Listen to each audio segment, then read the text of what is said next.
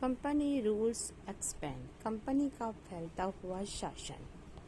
In the analysis, if we analysis, अगर आप ये एनालिसिस करती हैं, the annexations of Indian state by the East India Company from 1757 to 1857, certain key except embrace. The company rarely announced a direct military attack on an unknown territory. Instead, it used a variety of political, economy, and diplomatic methods to extend its influence before annexing in the Indian Kingdom.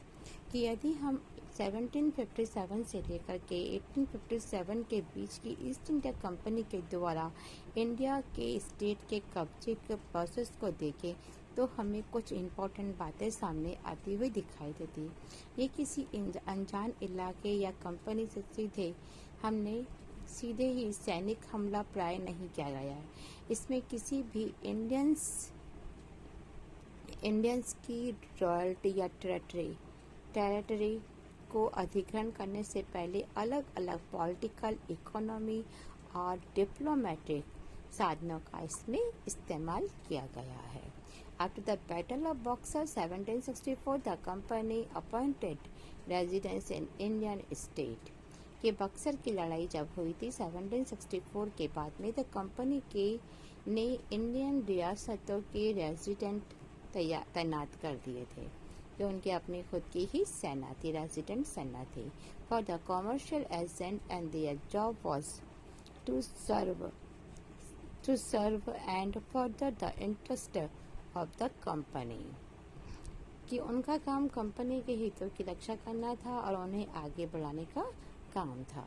The company officer began the interfering in the internal affairs of the Indian state. They tried to decide who was to be successor to the throne and who was to appoint in administration post. तो residence के माध्यम से company के जो officers थे या Indian territory के अंदर उन इश्यूज की देखभाल करने लगे और ये सोचने लगे कि नेक्स्ट रूलर कौन होगा और किसे यहाँ पर बैठाया जाएगा। इन सब चीज़ों के बीच में कंपनी के ऑफिसर्स ये तय करना चाहते थे। तो according to the term of the alliance, the Indian rulers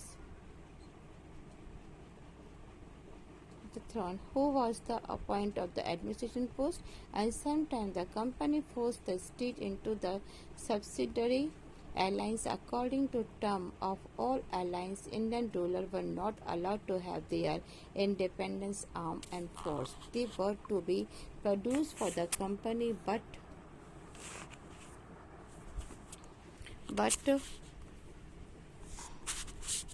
had to pay for the subsidiary force that the company was supposed to maintain for the purpose of this protection.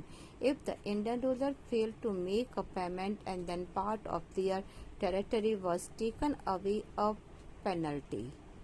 For example, when the Richard Wellesley was Governor General 1798 to 1805, the Nawab Awadh was forced to give over half of the territories to the company in 1801.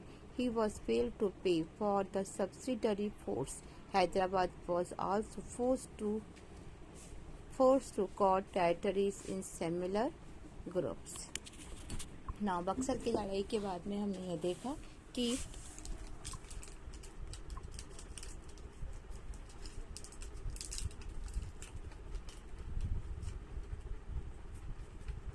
Buxar की लड़ाई के बाद 1764 के बाद company ने भारतीय Indian की जितनी भी टेरिटरीज थी उनके रेजिडेंट्स को तैनात कर दिए और कंपनी के पॉलिटिकल और ट्रेड में रिप्रेजेंटेटिव होकर उनका काम था कंपनी के हितों की को सेव करना, उन्हें आगे बढ़ाना, उनको डेवलप करना।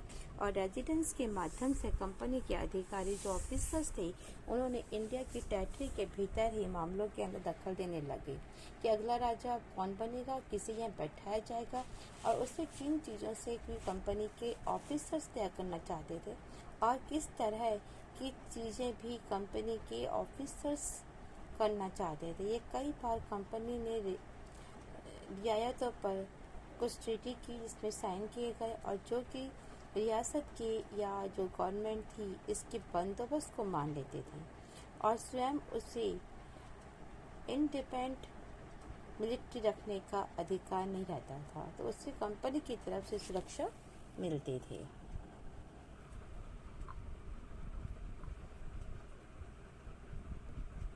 तो उससे कंपनी की तरफ से ये सुरक्षा दी जाती थी कि किस प्रकार से ये किया जाएगा। तो जो सहायक सेना थी, जो उसके लीडर्स थे, उनके रखरखाव के लिए कंपनी को पैसा दिया करते थे।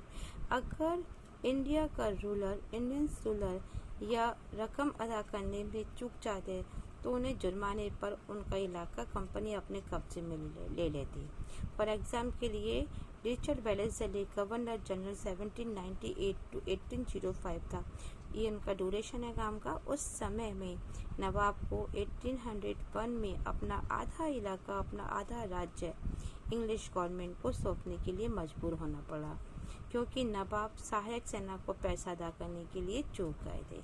इसी आधार पर ही, इसी बेस पर ही हैदराबाद के कई ऐसे रेजिडेंस है, ऐसे कुछ इलाके हैं जो कि इंग्लिश गवर्नमेंट के अंडर में चले गए थे।